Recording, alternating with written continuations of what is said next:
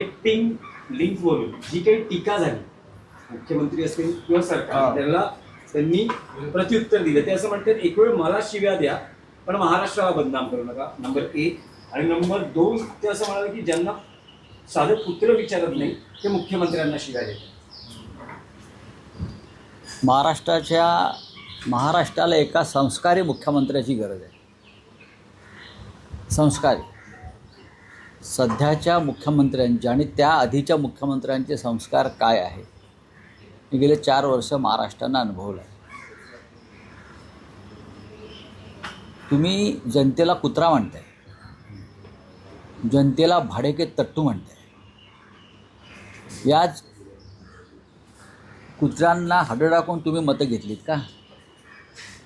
आणि या जे भाडेके तट्टू आहेत या भाडेक्या तट्टूंना विकत घेऊन तुम्ही सत्तेवर आलात का? देवेंद्र फडणवीस हे एखाद्या सुलतानासारखे वागत आहेत. सुलतान, मोगल काळातले सुलतान असे वागायचे.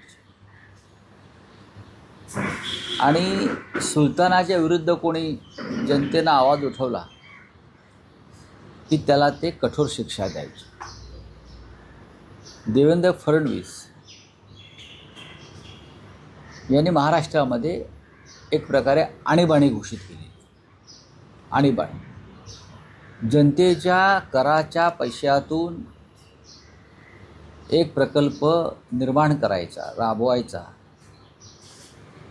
त्याच्यामध्ये मूळ किमतीपेक्षा जास्त किमतीनं तो प्रकल्प पुरा करायचा. म्हणजे जनतेच्या पैशातले 200-500 कोटी रुपये खिशात घालायचे.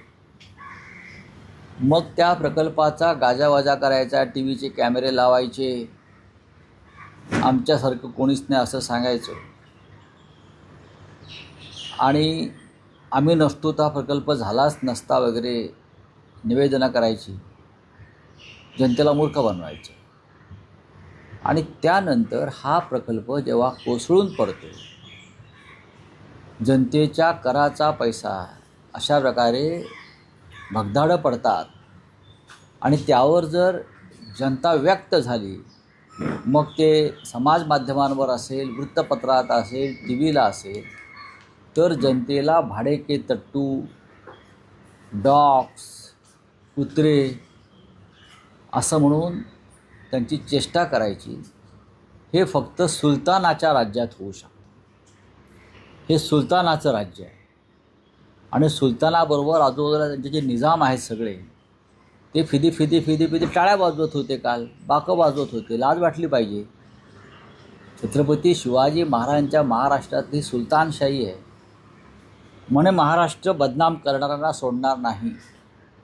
महाराष्ट्राच्या बदनामीचं सगळ्यात मोठं षडयंत्र जर कोणी रचलं असेल तर ते अमित शहाने रचलं, नरेंद्र मोदींनी रचलं. आणि खाण तशी माती, त्याच्या खाली देवेंद्र फडणवीस. काय बदनामी केली महाराष्ट्रात? सत्य बोलणं ही बदनामी आहे का महाराष्ट्राची? आपण विरोधी पक्षनेते असताना किती बेफाम आरोप करत होतात करोना काळापासून सर्व विषयांवर. ते जरा तुम्ही एकदा ऐकून पहा. महाराष्ट्रातले आमदार खासदार 50-50 कोटीला विकले आणि विकत घेतले. ही काय महाराष्ट्राची बदनामी नाही? तुम्ही आमदार खासदार विकत घेत असताना आणि त्याच्यावर सरकार बनवलं, यापेक्षा या राज्याची कुठली बदनामी झाली असं मला वाटत नाही. ही महाराष्ट्राची परंपरा कधीच नव्हती. छत्रपती शिवाजी महाराजांचा पुतळा तिथे मालवणला कोसळतो भ्रष्टाचारामुळे, ही काय या राज्याची बदनामी नाही? अशी किती उदाहरणं आम्ही तुम्हाला द्यायची की तुम्ही या राज्याची रोज बदनामी केली आहे. छत्रपती शिवाजी महाराजांची बदनामी केलेली आहे. तो भगतसिंग कोश्यारी होता येथे राज्यपाल, महात्मा फुल्यांपासून शिवाजी महाराजांपर्यंत त्याने जी वक्तव्य केली बदनामीकारक, आणि तुम्ही त्याचं समर्थन करत होतात.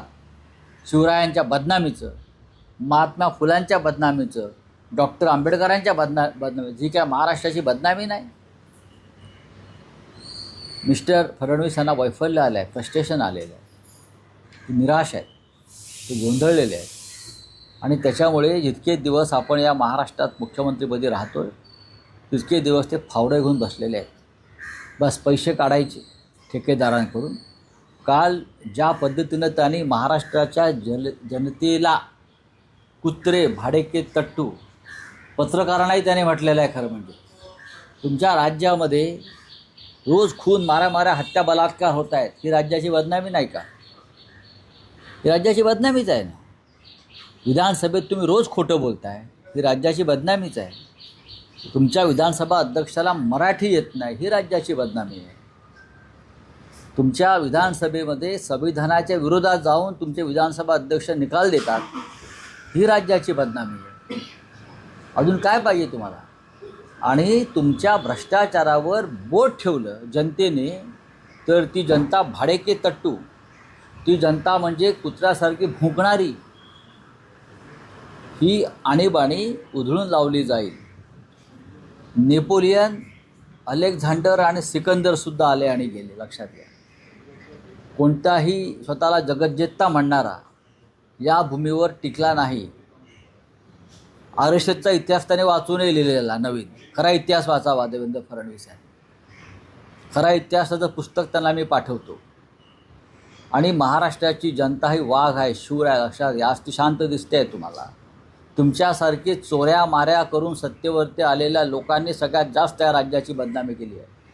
तुम्ही सरळ मार्गानं सत्तेवर आलेला नाही आहात, ही या राज्याची बदनामी आहे.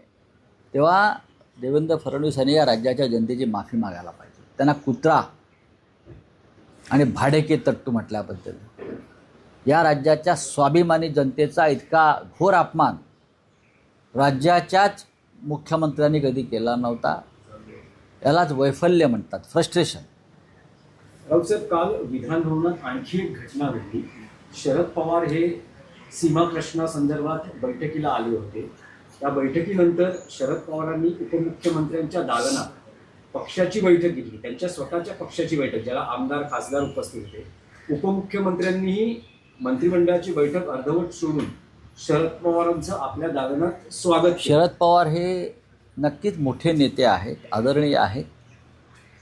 पण एखाद्या ज्या गद्दारानं आपलं सरकार पाडलं, ज्या गद्दारानं आपलं सरकार पाडलं, त्या गद्दाराच्या छताखाली जाऊन अशा प्रकारच्या बैठका घेणं, ह्याच्यामुळे मोठ्या नेत्याची विश्वासार्हता ही कमी होते आणि घसरते. माननीय शरद पवार हे मोठे नेते आहेत, आदरणीय आहेत. पण ज्या एकनाथ शिंदेंनी या महाराष्ट्राला भ्रष्टाचाराची आणि गद्दारीची वाळवी लावली, कीड लावली, का अख्खं विधानभवन का ओस पडलं होतं का? समोर राष्ट्रवादी भवन आहे, समोर वाय.बी. चव्हाण प्रतिष्ठान आहे. हे आमचं एका निष्ठावंत कार्यकर्त्याचं हे मत आहे, हे मत आहे. आम्ही कधीही गद्दारांच्या अशा ठिकाणी जाऊन आमच्या पक्षाच्या बैठका घेण्याचं एवढे आम्ही काय म्हणतात ते सहिष्णू नाही आहोत. आणि एवढं आमचं मन नक्कीच मोठं नाही, आम्ही करणारसुद्धा नाही. ज्यांचं आहे त्यांनी ते करावं, पण आम्हाला ते मान्य नाही. त्यांना जर कोणाला पटत असेल त्यांनी ते करावं. ह्यामुळे राष्ट्रवादी काँग्रेस पक्षाची विश्वासार्हता कमी होते. हे राऊतसाहेब, तुमचं खूप लोडेड विधान आहे. या आधीही शरद पवारांच्या राजकीय विश्वासार्हतेवर अनेक स्तरावर प्रश्नचिन्ह किंवा टीका झालेली आहे. प्रश्न नाही, मला असं विचारायचं, त्यांना पहिल्यांदा म्हणजे तुम्ही त्यांचे इतके निकटवर्ती आहे ना, तुम्ही महाविकास आघाडी सरकार स्थापन करण्यामध्ये पवार आणि तुम्ही होता. बघा, आमचं तुमच्याकडून हे विधान येते म्हणजे नक्कीच तुम्ही स्वतः, तुमचा पक्ष, उद्धव ठाकरे हे काल पवारांनी जी कृती केली त्यामुळे दुखावलेले दिसतात. नाही, सगळेच दुखावलेले असतील. आम्ही जर असतो तर आम्ही अजित पवारच्या दालनात जाऊन आमच्या पक्षाची बैठक घेतली नसती. आणि त्या दृष्टीनं त्यांनी शरद पवारांशी बेईमानी केली, हे आम्ही लक्षात ठेवलं असतं आणि आम्ही ते पथ्य पाळलं असतं, नक्कीच पाळलं असतं. त्याच्यामुळे महाविकास आघाडीतल्या अनेक घटकांनी पथ्य पाळायला पाहिजे. नाही, पण राऊत साहेब हे काही पहिल्यांदा होत नाहीये. शरद पवार यांनी याआधीही एकनाथ शिंदे मुख्यमंत्री असताना वर्षा या निवासस्थानी जाऊन बैठक केली होती. नाही, त्यावेळेस अदानीचे अधिकारी तिथे उपस्थित होते. मुख्यमंत्र्यांना पवार हे अनेकदा करतात. मुख्यमंत्र्यांना भेटणं पवार साहेबांसारख्या ज्येष्ठ नेत्याने ह्याच्यामध्ये मी काय चुकीचं मानत नाही. राज्याच्या प्रश्नाविषयी नाही. कालची बैठक विधानभवनात जे माननीय पवार साहेब आले ते सीमा प्रश्नासंदर्भात एक महत्त्वाची बैठक होती, त्यासाठी ते आले. खरं म्हणजे ती सीमा प्रश्नाच्या बैठकीत काय घडलं हे बाहेर आलं नाही. सीमा प्रश्नाच्या बैठकीला राज्याच्या मुख्यमंत्र्यांनी किती प्रमुख नेत्यांना बोलवलं होतं मला सांगा ना तुम्ही. आम्ही त्यातली एक पार्टी आहोत. शिवसेना ही या चळवळीतली, या संघर्षातली एक महत्त्वाची पार्टी आहे. काय चर्चा झाली तिथे? आपले वकील का उपस्थित राहत नाहीत सुप्रीम कोर्टामध्ये? किती वर्ष झाली हा खटला प्रलंबित आहे? राज्याच्या मुख्यमंत्र्यांना याच्याविषयी किती जाणीव आहे की मराठी माणूस तिथे जो हाल अपेष्टा भोगतो आहे त्यातून तोडगा निघावा, यासाठी त्यांची काय भूमिका आहे आणि काय चर्चा झाली? तुम्ही पुढल्या बैठकीला काय तारीख दिलीत आणि परत एक बैठक तारीख घेत आहे का? सीमा प्रश्नाच्या बैठकीपुरतं शरद पवारांचं विधानभवनात येणं आम्ही बघा, त्यांनी काय करावं हा त्यांचा पक्षाचा प्रश्न आहे. पण एकनाथ शिंदेंच्या दालनामध्ये तुम्ही जाता आणि तुमच्या पक्षाची बैठक घेता, हे बाब शिवसेनेला दुखावणारी आहे. नाही, पण राऊत साहेब ही जी कृती आहे, अलीकडच्या काळात शरद पवार आणि त्यांच्या पक्षाच्या बाबतीत अनेक चर्चा असतात की अजित पवारांचा पक्ष आणि त्यांचा पक्ष विलिनीकरण होणार. एक चर्चा अशी असते की पवारांचा पक्ष हा NDA बरोबर जाणार. असं सगळं सुरू असताना काही आमदार, त्यांच्या पक्षाचे खासदार या बैठकीला उपमुख्यमंत्र्यांच्या दालनात होते, पण रोहित पवार हे त्या बैठकीला गेले नाहीत. त्यांचं असं म्हणणं होतं की काही झालं तरी आमचा पक्ष शरद पवार हे NDA बरोबर जाणार नाही. पण ही जी कालची कृती आहे पवारांची, तुम्हाला असं वाटतं का ते NDA बरोबर जाणार नाही? हे मी खात्रीनं सांगतो. सामनात तसा मी अग्रलेख पण लिहिलेला आहे. शरद पवारांच्या विचारधारेविषयी शंका घेण्याचं मला कारण नाही. मी त्यांना फार जवळून पाहतो. पण कालच्या कृतीविषयी मात्र शिवसेना ही, ज्याला तुम्ही इंग्रजीमध्ये म्हणता की अस्वस्थ झाली, की ह्या गोष्टीची या गोष्टीची गरज नव्हती. तुम्ही काय महाराष्ट्राला दाखवताय? तुम्ही गद्दारांना प्रतिष्ठा देताय. गद्दारांना प्रतिष्ठा द्यायची असेल तर मग तुमच्या पक्षात जी बेईमानी झाली त्याच्याविषयी बोलण्याचा अधिकार नाही. तुमच्या पक्षाची गद्दारी झाली अजित पवारांच्या नेतृत्वाखाली, त्याला आम्ही गद्दारीच म्हणतो, बंडखोरी वगैरे म्हणत नाही. ही गद्दारीच आहे. मग त्या गद्दारांविरुद्ध कोर्टात जाणं किंवा त्यांच्याविषयी भूमिका घेणं हे कशा करता? आम्ही आमच्या गद्दारांविरुद्ध लढतो आहोत ना. आणि तुम्ही त्यांना प्रतिष्ठा कशाला देताय? मग कोण आहेत ते? काय यशवंतराव चव्हाण आहेत का? एकनाथ शिंदे म्हणजे यशवंतराव चव्हाण आहेत का, की शंकरराव चव्हाण आहेत का, की वसंतराव दादा पाटील आहेत का, की वसंतराव नाईक आहेत, की विलासराव देशमुख आहेत, की मनोहर जोशी आहेत, की त्यांच्या दालनात जाऊन तुम्ही कोणीही अशा प्रकारचे बैठक? आम्हाला हे मनाला लागलेली गोष्ट आहे. मी जरी त्यांचे आणि माझे संबंध अत्यंत स्नेहाचे आणि प्रेमाचे असले तरी मी माझ्या पक्षाच्या भूमिकेवर ठाम आहे. गद्दारी ही गद्दारी आहे. ममता बॅनर्जींच्या पक्षात झालेल्या गद्दारीवर मी त्याच पेशाने बोललो. लक्षात घ्या, गद्दारांना माफी नाही तरच ह्या महाराष्ट्राला लागलेली गद्दारीची कीड दूर होईल. जर मोठे नेते गद्दारांना प्रतिष्ठा देत राहिले तर या राज्याची बदनामी होणारच. नाही, पण राऊत साहेब या सगळ्या प्रकरणात तुम्ही म्हणतात तुमचं पक्षाचं मन दुखावलं गेलं आहे. पुढच्या काळात हाच विषय घेऊन शरद पवारांशी तुम्ही बोलणार आहात, 100% चर्चा करणार आहात? माननीय पवार साहेबांशी मी कधीही बोलू शकतो. माझं त्यांच्यावरती प्रेम आहे, त्यांचे माझ्यावरती प्रेम आहे. तरीही हा जो एक विषय आहे हा विषय आमच्यासाठी पक्ष म्हणून गंभीर आहे. हा पक्ष म्हणून गंभीर आहे. आम्ही तुमच्या पक्षातल्या गद्दारांना कधी प्रतिष्ठा देणार नाही. ज्यांनी तुमच्याशी गद्दारी बेईमानी केली आहे, आम्ही त्यांच्या दालनात त्यांच्या छताखाली जाऊन आमच्या पक्षाच्या बैठका घेणार नाही हे आत्ता सांगतो. चला. आणखी एक विषय होता सर, तुम्ही काल एक डॉक्टरांसंदर्भात डॉक्टरांना जी मारहाण झाली नगरसेवक रमेश म्हात्रे आहेत, त्यांनी स्वतःला रुग्णालयात ऍडमिट करून घेतलेल्या प्रकृती अस्वस्थ्यामुळे त्यांच्यावर गुन्हा देखील दाखल झालेला असून त्यांना रुग्णालयात दाखल करून घेणाऱ्या डॉक्टरांची चौकशी व्हायला पाहिजे. ते जे इस्पितळ आहे बरं का, गुंडांच्या प्रकृत्या बिघडतात, त्यासाठी खोटी सर्टिफिकेट तयार केली जातात आणि मग अटक केलेली असताना त्यांना मग मस्तपैकी एखाद्या 5 स्टार रुग्णालयात ठेवलं जातं. ही परंपरा आहे. डोंबिवली कल्याण भागात हे मोठ्या प्रमाणात चालते. आता हे सर्टिफिकेट जे आहे त्यांच्या आजारपणाचं, हे डॉक्टर श्रीकांत शिंदेनी दिलं आहे का ते पहा. हे कसं काय होऊ शकतं? 8 तासापूर्वी बेफामपणे मारहाण करताना या माणसाची प्रकृती ठणठणीत होती, त्याच्यामध्ये ऊर्जा होती ना. टनाटना उड्या मारत होता टेबलावर, शिव्या घालत होता आणि पोलीस अटक केल्यावर त्याची प्रकृती बिघडते. त्याच्यामुळे ज्या डॉक्टरांनी त्यांना अशा प्रकारचं वैद्यकीय प्रमाणपत्र दिलं आहे त्या डॉक्टरची आणि त्या इस्पितळाची ताबडतोब चौकशी व्हायला पाहिजे, उच्चस्तरीय. हे खोटं प्रमाणपत्र आहे वैद्यकीय. मी आत्ता सांगतो तुम्हाला, काही होत नाही या लोकांना. हे गुंड आहेत सगळे. गुंडांच्या प्रकृत्या कधी बिघडत नाही, ते ठणठणीत असतात. मुख्यमंत्र्यांना जर काय सत्कार्य करायचं असेल तर हे करावं. नाही, पण राऊतसाहेब या सगळ्या प्रकरणात भाजप मौन बाळगून आहे. उपमुख्यमंत्री एकनाथ शिंदे स्वतः काही या प्रकरणात बोललेले नाहीये. डॉक्टर श्रीकांत शिंदे यांनी या घटनेचा निषेध केलेला. निषेध करून का फायदा? तुमच्या पक्षातल्या गुंडाला जो पोलीस लॉकअपमध्ये असायला पाहिजे, डॉक्टर शिंदे, तो 8 तासामध्ये आजारी पडतो. डॉक्टर त्याला खोटं सर्टिफिकेट आहे, मी तुम्हाला सांगतो, खोटा अहवाल आहे त्याचा.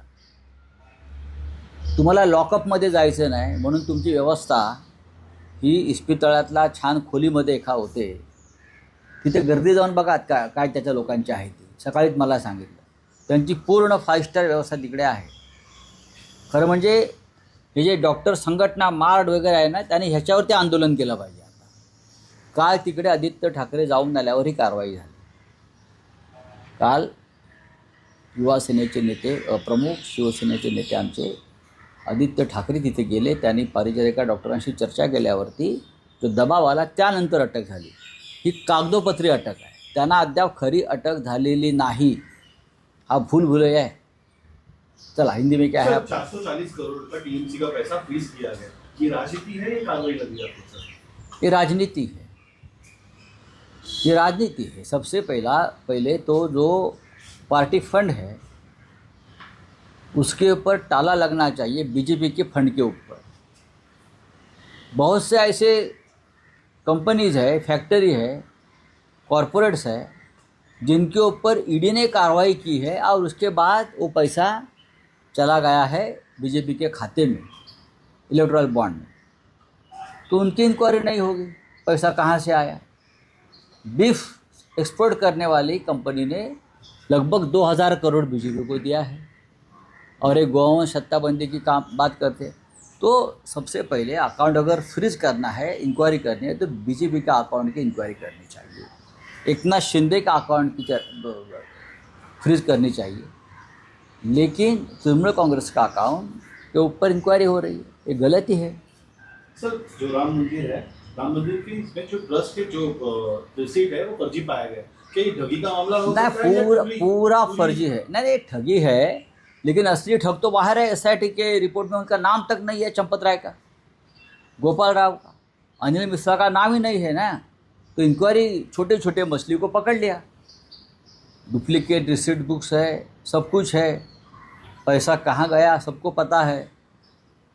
वो पैसे से कहाँ, पुणे से दिल्ली तक, नोएडा तक, अयोध्या तक कैसे घर बनाए हैं, बड़े बड़े महल बनाए हैं, ये भी रिकॉर्ड पर आया है. क्या करती है सरकार?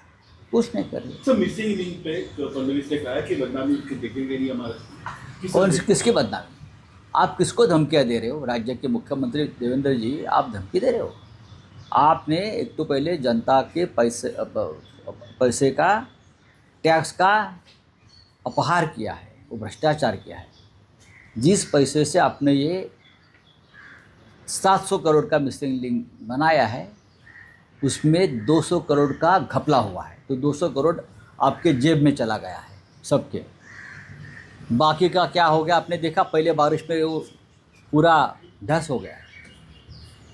अगर हम सवाल पूछेंगे, जनता सवाल पूछेगी, तो जनता को आप कुत्ता कहेंगे, जनता को भाड़े के टट्टू कहेंगे।